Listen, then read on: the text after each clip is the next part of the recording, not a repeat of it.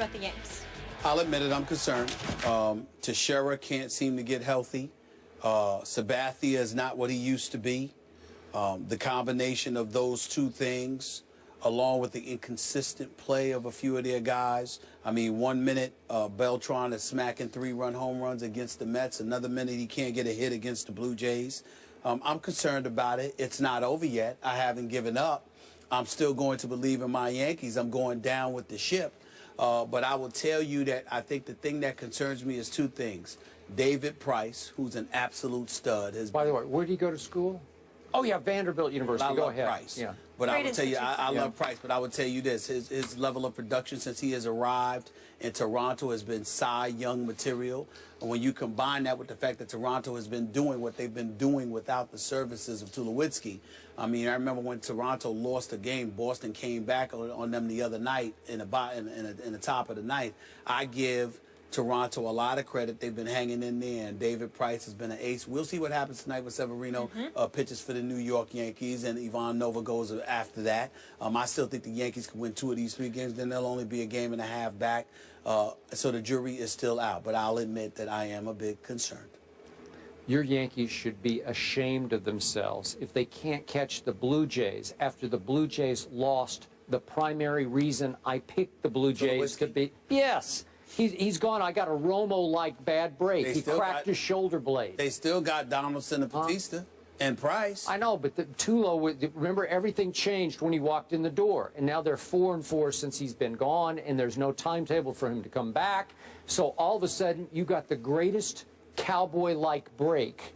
You got my Blue Jays. They're reeling without Tulowitzki. You can't catch them. What's New York doing? It's another sport. You got Encarnacion. He's been doing well for them. Plus, Russell Martin is somebody who used to catch for the New York Yankees, so he kind of knows what they do, how they do it. So that certainly helps as well. The Yankees that are at decided disadvantages, particularly without Teixeira, I recognize that, but they're still in the thick of things. They took 2 or 3 from the Mets last weekend. I'm not giving up on my New York Yankees. The jury is still out. We'll see what happens. Well, why don't you just go ahead and say they're going to win the East? Well, I'm worried about them right now. I thought they were going to win the East. They had a 6.5 game lead, and they lost it in 13 days. That's correct. For crying out loud. Because of the additions starting with Tulowitzki that the Blue Jays again, but again, I think it's the addition of Price. How about that? Price is a stud. He's only got one. He's got like 9 and 1 since he arrived. He only gets to play every 5 days, right? He is. Well, they got some bats, and we know they were scoring runs before Tulowitzki arrived. But now it's even more lethal, and you've got Price shutting people down. And obviously, when you've got a great pitcher like Price, it infuses the rest of your pitching staff, at least to some degree, so we understand what's going on with Toronto. But again, it's not over so yet. You won't concede, but you won't guarantee either, right? That is correct. Oh, that's going way out on that. That's a good way. That's a good way to put it. See, I haven't backed off my Cowboys. I'm still saying, here we come, Super Bowl. What? Right? That's because you are a Cowboy. Oh, okay. I'm not a Toronto Blue Jay. Ride 'em Cowboy. All right. All right, they face off tonight, guys, in a crucial AL East clash. A-Rod and the Yanks taking on the Blue Jays. That is tonight at 7 p.m. Eastern. More First Take in a minute. We had an upset special in college football Saturday when 15th-ranked Ole Miss defeated #2 Alabama with turnovers just killing Nick Saban's squad. Both Cooper Bateman and Jake Coker played quarterback in that game, but did either separate themselves. Even though the Crimson Tide scored all 5 of their touchdowns with Coker under center, Bateman completed a higher percentage of passes. After this home loss, Bama fell to 12 in the polls, and the Rebels climbed to 3rd. Stephen A., what does this loss tell you about their head coach, Nick Saban? Well, what it tells me is that Nick Saban needs a quarterback. He needs a quarterback that he can rely upon. Coker wasn't the answer. He only completed 46% of his passes. Yes, they were turning the ball over. 2 turnovers by special teams, by the way. One, a daggone open the game, for crying out loud. Really disgusted me, put themselves behind the 8 ball. But there's no denying that this kid, Chad Kelly, can ball. I like him. I like his athleticism. I like the arm that he has on him for Ole Miss. I was very, very impressed by him. So let's throw that out the way to get that, to just get that out the way.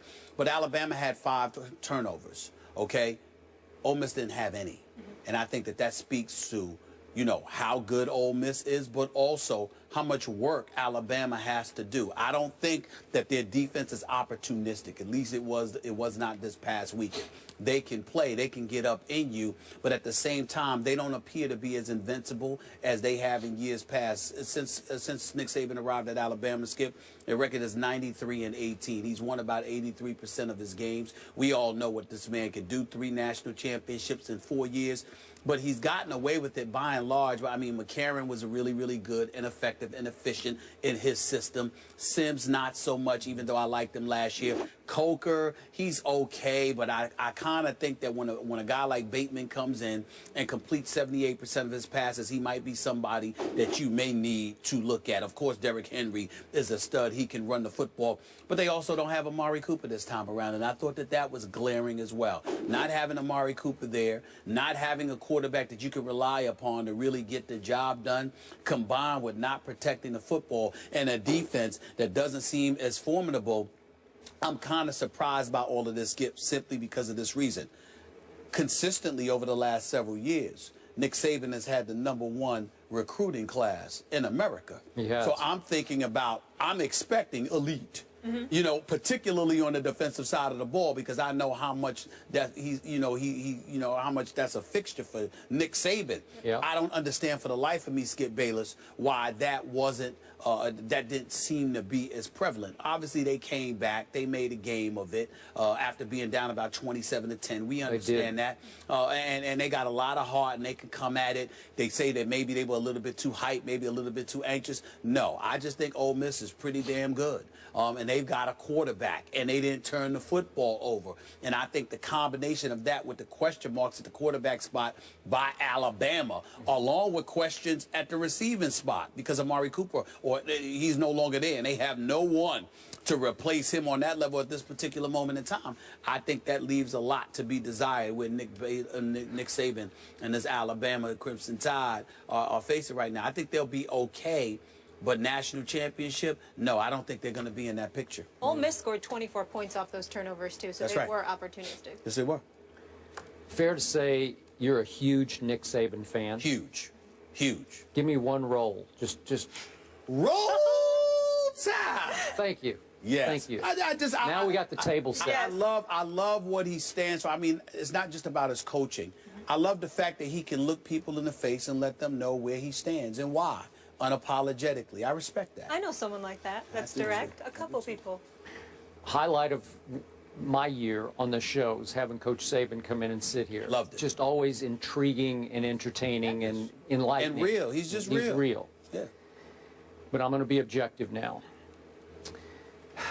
He made his coaching bones on his defensive genius. And I don't throw that word around lightly, because he was highly regarded as a defensive genius on the college level, if not the pro level. Some slippage there. Struggled a little bit, but now he's slipping. He's lost a little bit of his coaching fastball, if you will. Okay. Because I'm looking at his last 9 games against top 15 teams at that moment that he played them. He's 4-5 in those games. And let me just quickly give you some of the scores. Please. Manziel put up 42 against Nick Saban's defense. Then in the kick 6 game, against Auburn, 34 Auburn scored in that game. My Oklahoma Sooners, who weren't very good in that Sugar Bowl, remember that one? Yeah. They scored 45 on Nick Saban's defense. That's right.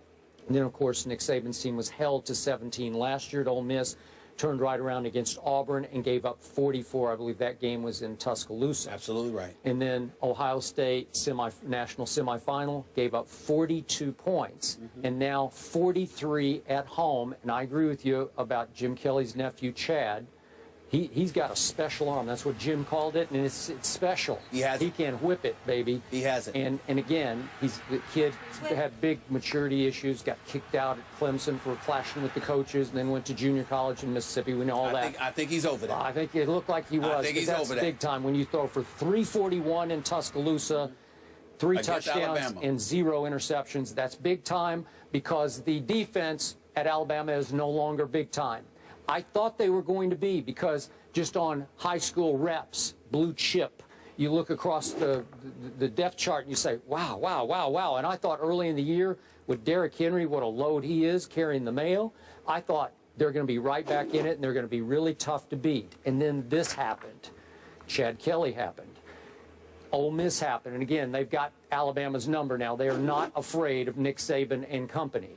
So is it fair to say that over the last, what are we doing here, 3 years, is it fair to say he's either in a coaching slump because the pipeline is still full. It's still supplying at a high rate blue chip high school athletes, right? Right. Okay, what's happened then? And again, let me finish with this point. Please. They still can't recruit a quarterback, and I don't get it. How can Alabama not recruit? How can Alabama not just say, you up there in Toledo, Ohio, or wherever, you in Seattle, Washington, we want you here at Alabama, and go get that guy? Is it because Nick doesn't want a star quarterback? He wants somebody who's a little more coachable, such as AJ was? I don't know, like a sort of a coach on the field type of, if you will, a puppet.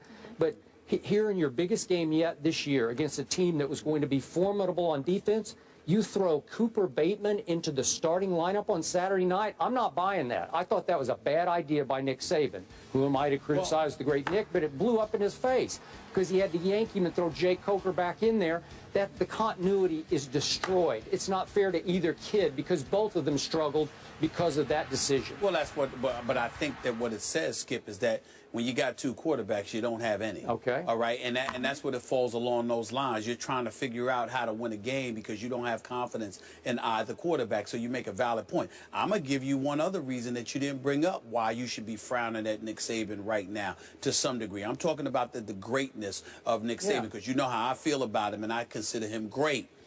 Skip Bayless, I watched this kid, Robert. How do you pronounce his name? Kimdichi? I mean, this dude, 305.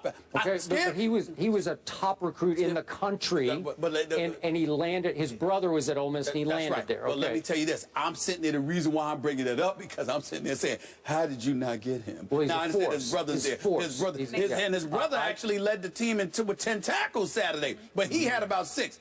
This dude right here, this dude, he looks like a #1 overall pick. He well could be. He well could be. Ooh, Robert and Kimdichi. Yep. This, I was thinking about you because I remember in your classic line, jump off the screen. He leaps. That dude leaps off the screen. I said, they can't block him. They couldn't block him. They can't block him. No, He's I agree. everywhere. It didn't matter that he only had 6 tackles, but he was everywhere. I mean, he was a nightmare. He was the kind of dude where you're hearing his footsteps even when he's 10 feet away.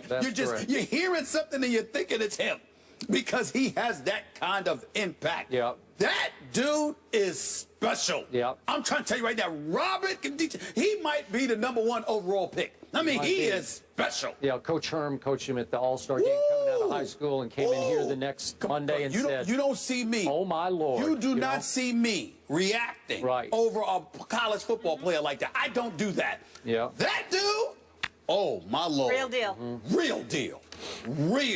Real deal. I'm talking possible #1 overall pick. Well, you got a couple NFL squads that could 305 pounds, and he comes at you. Woo! Ooh, he was special. All right, we got another team down south with quarterback questions right now. Tony Romo won't need surgery on his broken collarbone, but are the Cowboys making a mistake? That's up next. Stay here.